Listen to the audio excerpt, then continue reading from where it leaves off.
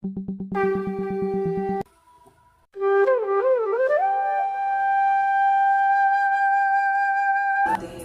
अनंत है ठाकुर जी, जितना भी बोला जाए उतना ही कम है। और सबसे पहले हम लोगों को विश्वास करना चाहिए कि ठाकुर जी ही भगवान हैं। स्वयं नारायण ये धरा पर आए हैं हम लोगों को बचाने बढ़ाने के लिए। हम लोगों को धर्म सिखाए हैं ठाकुर जी।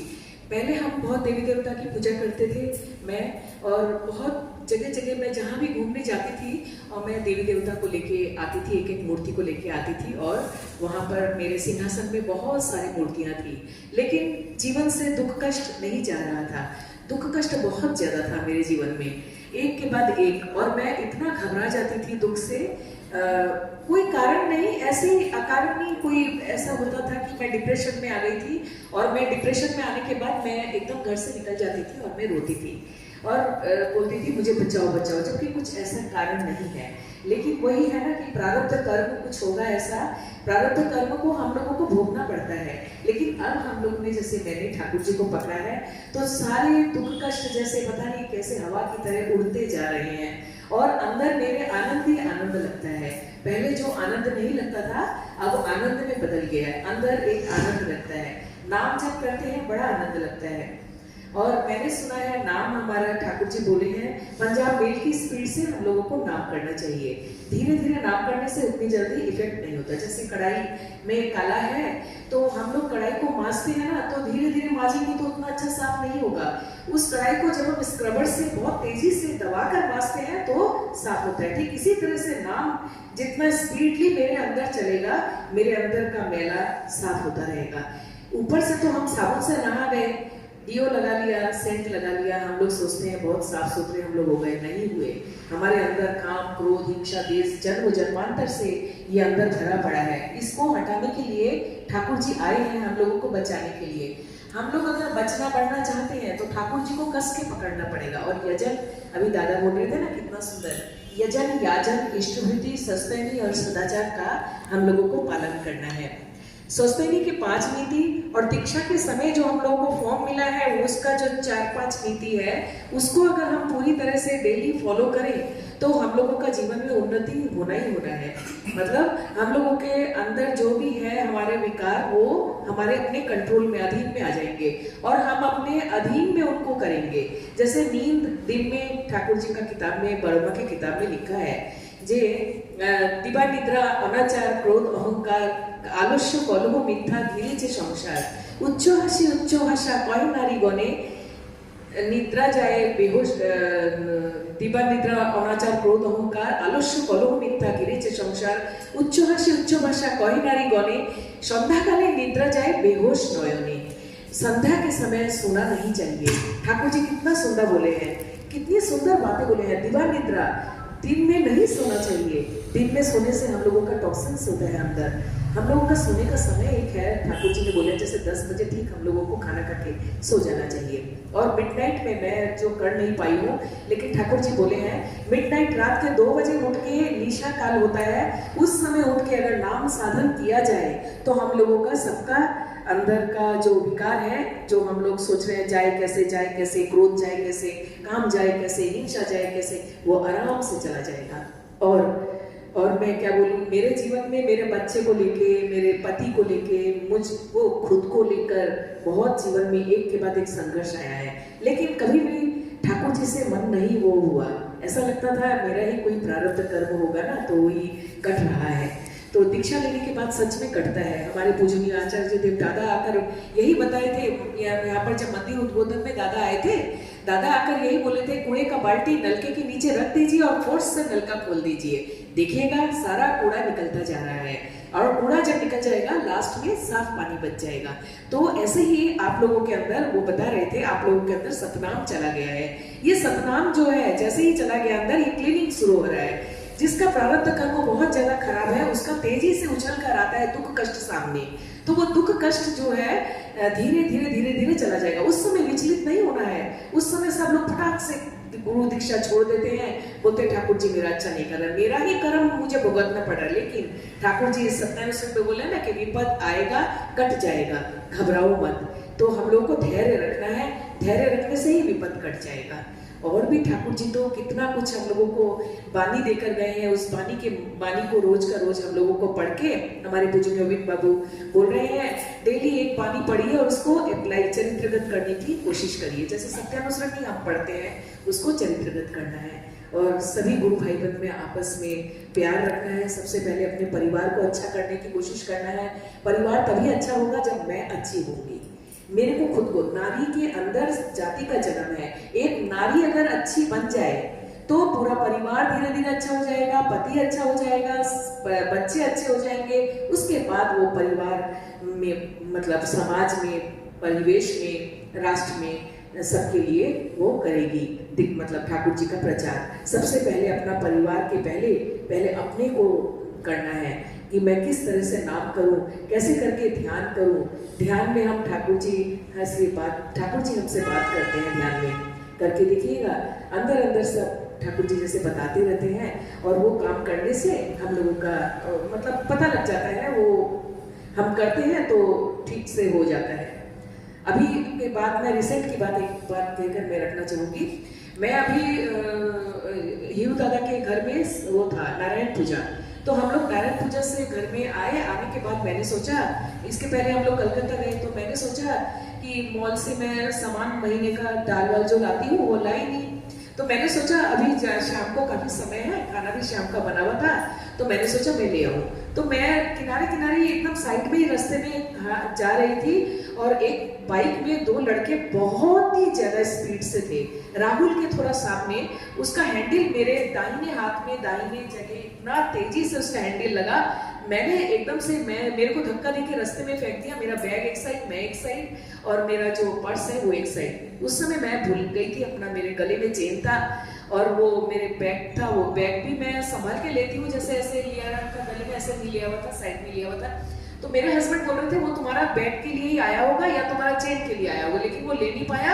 और वो इतनी स्पीड मैंने किसी गाड़ी का देखा नहीं, बहुत ही ज्यादा स्पीड से वो धक्का देके ऐसे चला गया, रास्ते में मैं गिर गई और फिर सारे दुकानदार वाले बचाने आ गए मुझे। लेकिन मैं इतनी तेजी से गिरी कि मेरा जो कंधा है वो पूरा रास्ते में मेरा ऐसे मतलब करवट में ऐसे करके मैं गिर गई और मेरा माथा नीचे नहीं गिरा। मैंने सोचा आज तो मैं गई, मेरा माथा बस बच गया। माथा अगर उसने मेरा नीचे गिरता तो बहुत ही ज्यादा मैं स्पीडली, वो बाइक ने मेरे को गिराया इतनी तेजी से कि पूरे दुकानदार वाले सब लोग आ गए थे मुझे बचाने के लिए। काफी दिन तक मेरे पेन था और अब मैं ठीक हूँ। ये भी ठाकुर जी की दया है। ठाकुर जी का नाम अगर हमेशा चलता रहे तो कोई मेरा उस समय हो सकता है कोई फाड़ा बोलते हैं ना हम लोग, कोई ग्रह चक्र था मेरा जो रोड में कुछ होना था, वो होने से ठाकुर जी ने मेरे को बचा दिया। इसके साथ ही मैं सभी गुरु भाई बहन को जय गुरु बोलती हूँ। ठाकुर जी को चरणों में प्रणाम एवं आचार्य देव दादा के चरणों में प्रणाम। ठाकुर परिवार के समस्त गुरुजनों के चरणों में प्रणाम करते हुए यहाँ ऋतिक दादा को मेरा जय गुरु एवं संजय भक्ति को प्रणाम करते हुए एवं उपस्थित सभी दादा माँ एवं बच्चों लोगों को सभी को मेरा जय गुरु। हमारे दादा को भी बहुत बहुत जय गुरु। अभी दादा ने मुझे बोला है ठाकुर के बारे में कुछ बोलने के लिए, तो ये भी पाने का भाग्य होता है। बहुत खुशी होती है जब हम लोग इधर उधर सब जगह बोलते हैं और जब अपने जगह पर बोलने को मिलता है तो अपनी भावनाओं को व्यक्त करने का ये भी बहुत बड़ा अच्छा सुयोग है कि हम घर, ये तो मेरा घर है तो यहीं से तो हम लोग ऊपर उठे हैं, तो यहीं से क्यों ना मैं यहाँ पर अपनी बातों को विचार को रखूं। एक दिन एक दादा जो थे वो देखते थे कि लोग थोड़ी नीची जात के थे, तो उनके परिवार में कभी भी ठाकुर बड़े थे, कभी भी ऐसा नहीं था। लोग सब जगह मंदिर में जाते आते थे, लोग हेय की दृष्टि से देखते थे, कोई उनको सम्मान नहीं देता था। मंदिर में जो जात ऊंचा नीचा सब जाता, उन लोग दीक्षा नहीं लिए हुए थे।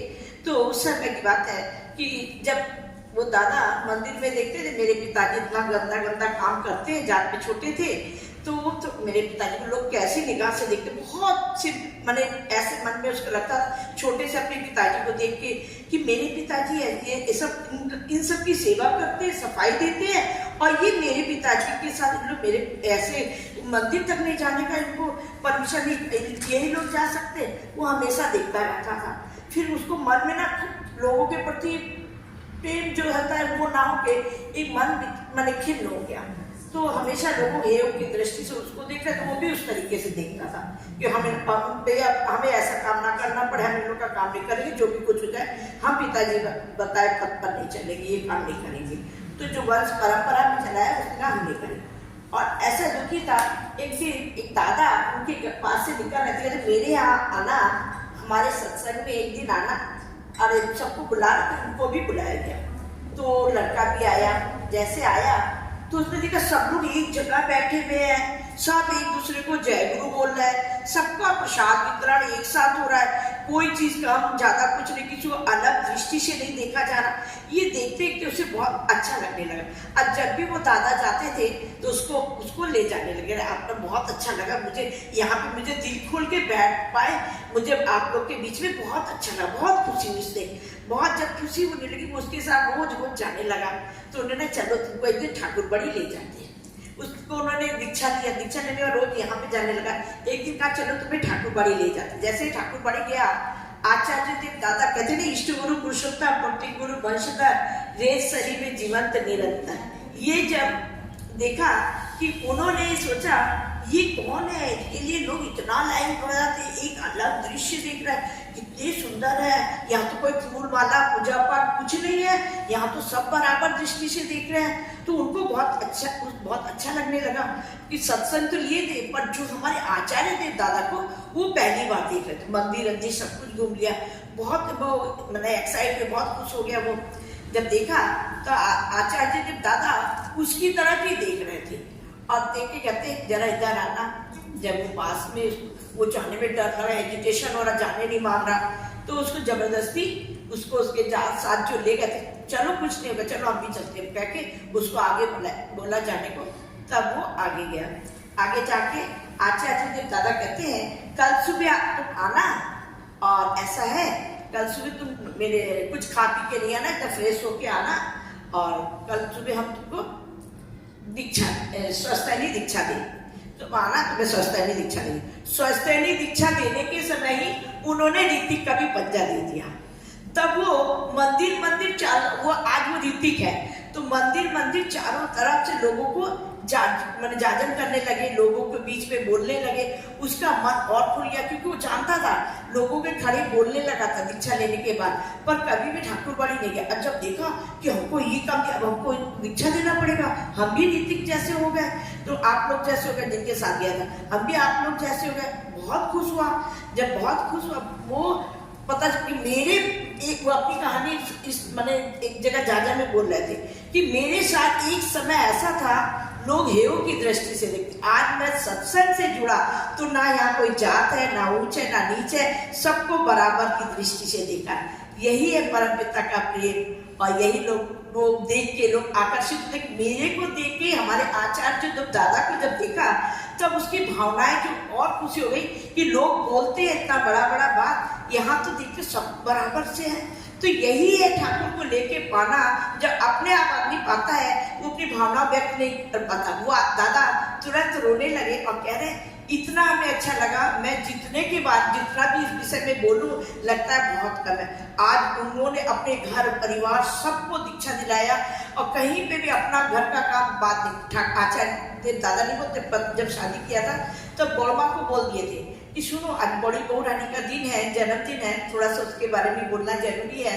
क्योंकि उनको जब कहा कि सुनो आज तुम हमको मेरे पर ज्यादा प्रेम नहीं जागृत करना, हम जिसको करते हैं उसको ये तुम सबसे पहले मुख्य समझना, उसके बाद हमें अपना स्थान देना। तो यही चीज है, पहले हम लोग का मुख्य उद्देश्य घर के परिवार में हम लोग बच्चे पति सबको देते हैं। सबसे पहले हमको आगे बढ़ा रहा है कौन जीवन में, हम किस लिए हम लोग को सबको सुखी रख रहे हैं, कितना आनंद पा रहे हैं, एक विश्वास भरोसा पा रहे हैं, किससे कॉन्फिडेंस पा रहे हैं, जो हम दूसरे की सेवा कर पा रहे हैं। पति तो इस समय अगले जन्म में होंगे कि नहीं, तो ठाकुर तो मेरे साथ रहेंगे, मेरे कर्म अच्छे रहेंगे। उन्होंने हमें कर्म बताया कि किस पथ पर चल के हमें आगे बढ़ना है। तो यही चीज है, जब हम लोग ठाकुर को लेके चलना है तो उन पर जो विश्वास है यही हमारा पाना।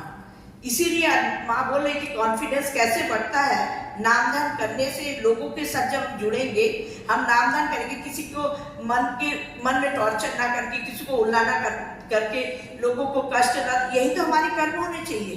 कर्म के माध्यम से ही हम आगे बढ़ते हैं। हम जितना भी नाम ध्यान जो कुछ भी कर ले, मेरा कर्म अच्छा होगा तभी हम परमपिता, क्योंकि ठाकुर जी ने कहा है चरण पूजा ना करके चलन पूजा। तो ये चलन पूजा तभी होगा जब हम ठाकुर को अपने उनके बताए हुए पथ के अनुसार अपने जीवन में पालन करें। दादा मेरा समय हो तो मैं बोल सकती हूँ? यही है, मैं एक अभी रिसेंटली एक बात बोलूंगी। क्या हुआ कि अभी एक जगह एक बच्चा जो माता पिता लोग ध्यान नहीं देते हैं, क्या नहीं करके अपने जा रहे थे, आगे आगे जा रहे, बच्चा आगे आगे जा रहा और माँ पीछे पीछे, माँ पिताजी बहुत पीछे पीछे आराम से चल रहे, बच्चा दौड़ रहा है। जो रास्ते में रियल होता है उन लोग को हमारे जाजक दादा, ऋतिक दादा ही थे कि जाजक दादा थे, वो उनकी तबीयत बहुत खराब थी, डीपी वर्क से लौट रहे थे। अचानक उन्होंने कहा हम उस रास्ते में नहीं जाएंगे, इधर से जाएंगे। चलो आज नहीं कर रहा, मेरा मन आज बेचैन हो रहा है, आज हम इस रास्ते, जैसे इस रास्ते से जा रहे थे तो वहां पे देखा एक बच्चा रेलवे क्रॉसिंग के पास तक, वहां तक वो पहुंच गया और गाड़ी आने वाली है। क्रॉसिंग नहीं पड़ा था, क्रॉसिंग मिनट की पड़ गया था, जैसे भी हो क्रॉसिंग नहीं पड़ा था। तो दादा अपनी गाड़ी फेंक के उस बच्चे को बचाने गए। वो देख रहे थे ये कंडीशन, उस बच्चे को जब बचाने गए तो गाड़ी के सामने से खींच लिए कि बच्चा इधर ना पहुंच जाए करके खींच लिए, और जाके जैसे बचाया तो वो दादा तुरंत मैंने ठाकुर को ले, ठाकुर जी ने दूसरे पथ पे जाते हैं डेली, आज वो दूसरे रास्ते में आ गए। तो सोचिए ठाकुर जी कैसे लोगों को बचाते हैं। इस तरीके से उस बच्चे को उन्होंने बचाया और ठाकुर का फोटो था उनके पास सब कुछ, तो वो लेके ऐसे प्रणाम कर रहे थे। बच्चा देख लिया किसको प्रणाम कर रहे हैं, तो अपने उनकी क्या देख रहे हो, इसको तो पहचानते हो, जैसे बोला तो वो कह रहे कि हाँ इसको, ये हमने ना एक दिन ना इनके नाम से हम लोग ने पैसा रखा था। बड़े आराम से बच्चा बोल रहा, हमने एक दिन इनके नाम से पैसा रखा था। और उसी से उसके माता पिता लोग आके देखते हैं कि बच्चे को किस तरीके से इन्होंने खींच के बचा लिया। उनको उन पर वो खाली उनको देख रहे थे कैसे, कि उन्होंने कहा कि आप लोग इनका दीक्षा लिए हुए थे? हाँ दीक्षा लिए थे। और वो डीपी वर्क ही करते थे, डीपी वर्क ही करते थे।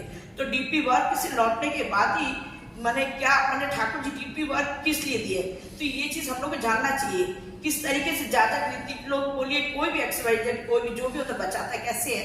तो उन्होंने क्या किया कि जैसे दिखाया फोटो, तो अरे हाँ ये एक दिन क्या आप एक दिन बेटा ने किया था, हाँ इसने एक दिन स्मृति रखी थी। जैसे कहा स्मृति रखी थी तो ठाकुर के नाम से एक रुपया रखा था, स्मृति भी नाम भूल गए हम लोग परिवार में। तो सोचिए कि क्या स्मृति है, क्या हाँ ये पैसा रखा था, वो भी बोल दी। तो इस तरीके से तो आप लोग उन्होंने कहा यही ठाकुर ने आज आपको बचाया है। मालूम है आपने जो शायद छोड़ दिया है ना एक दिन करने के बाद, ठाकुर जी किसी का 1 रुपया भी यही देखिए बचाने, 1 रुपया भी बाकी नहीं रखते हैं। यदि हम 1 रुपया देते हैं ठाकुर जी उसको किस तरीके से बचाते हैं, कहते हैं स्मृति का क्या मूल्य है, ये है वैल्यू। आज उसके माता पिता को शिक्षा मिली कि आपके बच्चे को किसने बचाया, ठाकुर जी ने बचाया। हमारे माध्यम से ठाकुर जी तो नहीं चले आएंगे, व्यक्ति के माध्यम से ही ठाकुर आते हैं। इस तरीके से मैं सभी के मंगल की कामना करते हुए सभी को मेरा जय गुरु।